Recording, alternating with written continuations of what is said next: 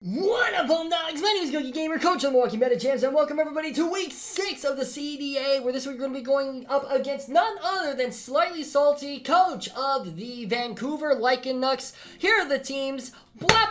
There we go. Haha, hello. Well, yes, we are going to be going up against Roaring Moon, Ursaluna Blood Moon, 2 Moon Pokemon, Primarina, with Thundurus Therian, Heatran, Donphan that can Tera, Garganacl that can Tera, Porygon Z that can Tera, and Hisuian Decidueye that can Tera. So, this is a very scary matchup. Now, unfortunately, before continuing on, I did have to do this post-commentary unexpectedly, because when I went to edit this, I realized my microphone didn't record. So, that is very unfortunate. So, unfortunately, you'll be dealing with this. However, I did record the actual screen, so you'll be able to see my moveset and whatnot. Week 8 will also be post-commentary, unfortunately, just because I wasn't feeling well that day. But regardless, we are here. We're doing the right thing. I'm going to be doing my best to actually kind of remember my sets. You'll see them a little bit as we battle, which will help, but, yeah. We are bringing Tera Ground Alomomola, in case Thundurus Therian is an issue. We're gonna bring Tera Fairy Jumpluff is making an appearance here. Tera Fairy Nicki Minaj, the Sandaconda with Shed Skin, also making an appearance standard set. Liquid Burns Tera Ground as well. You also have Terapagos, and then finally Tera Fairy Diancie is on our side. And we're gonna see on my opponent's side, Tera Garganacl, Tera Donphan, Roaring Moon, Primarina, Heatran, and Ursaluna Blood Moon. I was shocked not to see Porygon Z. I thought for sure Porygon Z was coming to this game because I thought it had a terrifying matchup into me, and I was really scared of it. But thankfully it doesn't show up here, so we're kind of chilling. We're going to go ahead and start our thing, and I believe I'm going to fast forward a little bit. Let's see here. Boom, boom, boom, boom, boom. There we go. So we're going to lead off with our Sandaconda as they lead with Donphan. I believe they let me know their Tera's down in the Discord chat. So unfortunately we don't see it here. We're going to see Earthquake, Body Press, Rest, and Glare. Very standard set. We're going to go ahead and just Glare this. I could have broken the thing, but I was like, hey, if you attack me, you're going to break your own Sturdy. So I went for that play. Obviously the knockoff is unfortunate there, but it is what it is. I am also Tera Fairy specifically for the Roaring Moon. We're immediately just going to hit this thing with a Body Press, and we're going to see that their Rocky Helmet as well, and they get paralyzed, which is unfortunate. I believe they did have Ice Spinner. Not that it would have done a lot to this, but, oh, also, I realized that I am level 100, so, whoops. I'm going to go ahead and fast forward back again. So now, here we are, we're back here. So actually, I believe they went for Rocks. So I went for a Body Press as they get hit by the Rocky Helmets. And then we just see a knockoff, which is unfortunate, but it is what it is. Now I'm going to go for Glare. I believe I'm doing this to help reset. And we go for Glare here, bada bing, bada boom, as they go for Rocks. I decided, you know what, like, Rocks going up, that's fine. It is what it is. So it doesn't really matter too much to me. And it would have gone up anyways, most likely, so it do be like that. Obviously, it sucks. We do take up more shit than I realized. Without fail, I think almost every single battle, I accidentally forgot to set my Pokemon to level 100, which sucks. We're going to see an Earthquake. I thought they were going to switch here, which is why I went for a Body Press again, but now I can just freely go for a Rest. Honestly, I think I was probably predicting like a Roaring Moon switch or something like that. But unfortunately, we don't wake up here, which just sucks. But now we can just go into Alomomola. I am Assault Vest Mirror Coat Alomomola here, but I did this just because I outspeed. I could just go for a Flip Turn or a Scald if I really wanted to, and just kill this thing. They end up staying and going for Flip Turn. This Donphan is putting in a lot of work against me. Now, granted, I do have regen, but it is what it is. I'm going to go ahead and go into Jumpluff because it's honestly kind of my least needed Pokemon at this point. Knockoff obviously sucks. We lose our Covert Cloak. I can't remember what the Covert Cloak was there for, but unfortunately, we don't even have a way to actually do anything. We see an Ice Shard from them, and then I die. So far, this is not going well. This Donphan is putting in way too much work against me, and it is unfortunate for me. It really does suck.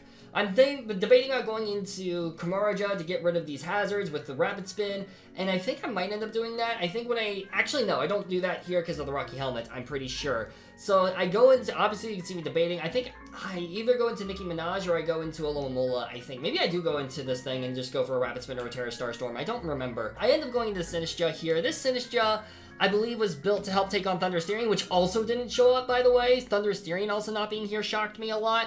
But I was like, okay, I don't really need this Pokemon. Also, the Tera Ground was there specifically for this Pokemon, which does have the Air Balloon. So I'm like, okay, that's good to know.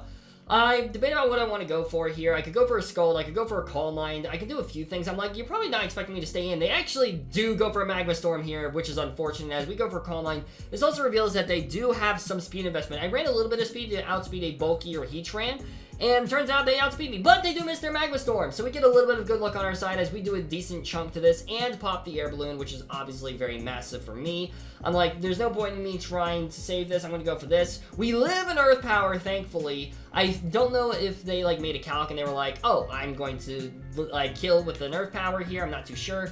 But, I mean, regardless, we do die here, but we get a lot of chip damage off, which is absolutely phenomenal. So now I'm like, okay, do I go into Nicki Minaj? Do I go into Purple Rain? What do I want to do here? I can even go into Diancie if I really wanted to. But I think here, I don't remember what I do, obviously, because I did this battle several months ago. I'm going to have to blur that. That's fine. Anyways, let's see what happens. Alright, I end up going into Terapagos here, so bada bing, bada boom. We do reveal the heavy duty booties, which it makes sense. I believe a Tera Storm actually kills. I think I was calculating to see if Tera Storm kills, and I believe it does. So yes, it does kill here. It does kill an offensive Heatran, which is great. So I do still have my Tera Shell active, which is absolutely phenomenal for me.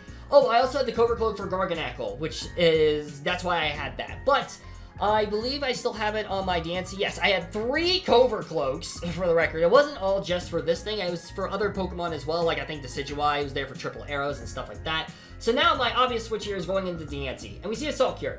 Salt Cure, obviously, not going to trigger, and I just get a free Iron Defense here. A lot of these other Pokemon, you know, there's Ursaluna Blood Moon, which I do outspeed. I believe I outspeed Ursaluna Blood Moon. Yes, I definitely do because I ran a lot of speed investment. So I'm going to go for a Calm Mind here, actually predicting the swap into Ursaluna Blood Moon or Primarina. And we just see that they stay in and go for a Body Press predicting me to swap. Thankfully, I decided not to do that, and I'm like, okay, Diancie, now's your time to shine. Also, I love the nickname, like, the nickname theme with all the Slightlies, which is very cute. We're going to go for an Iron Defense here. Draining Kiss, Earth Power, Iron Defense, Calm Mind is the moveset, with the Covert Cloak as well to help out against this, specifically Garganacl. We're going to see Prima Donna switch in, which is going to be the Primarina, as we set up to +2 defense. And I believe here, I don't think I have enough speed to outspeed a Primarina. I'm not too sure. We do, never mind. I go for a Draining Kiss and I restore almost all my health. We see a Hydro Pump miss, which does suck here. Not that it mattered too heavily, because I would have just been able to Calm Mind again. Hydro Pump does a decent chunk of damage, but now we'll be able to out-heal this, and I just go for Draining Kiss here for free, which is obviously very nice. If they had gone for Psychic Noise, that wouldn't have done anything to me either, which is also very nice. We see that they keep landing their Hydro Pumps, but we're recovering with Draining Kiss, which is obviously very nice. Bada bing, bada boom, Primarina ends up dying, and we are at full health Diancie.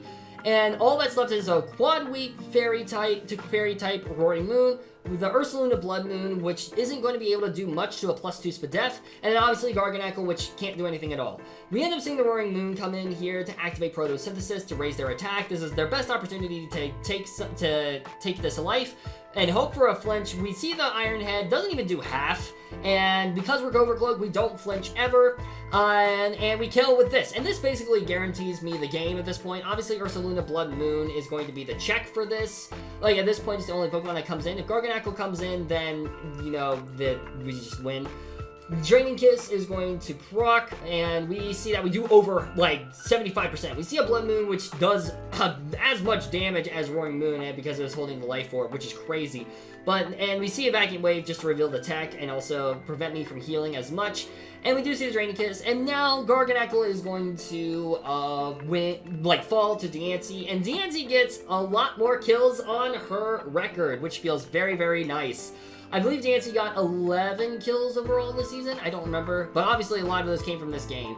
So very, very nice. We freaking love to see it. Diancie coming in clutch. I was really fighting for Tera Diancie to be the kill leader of the entire season. Unfortunately, it didn't happen. Spoiler alert. That went to West's Darkrai, but regardless, Diancie really put up a fight because it was second overall. So, which is really cool. But anyways, Diancie is going to be able to finish off this game. So I'm going to go ahead and start wrapping up here. Thank you all so much for watching.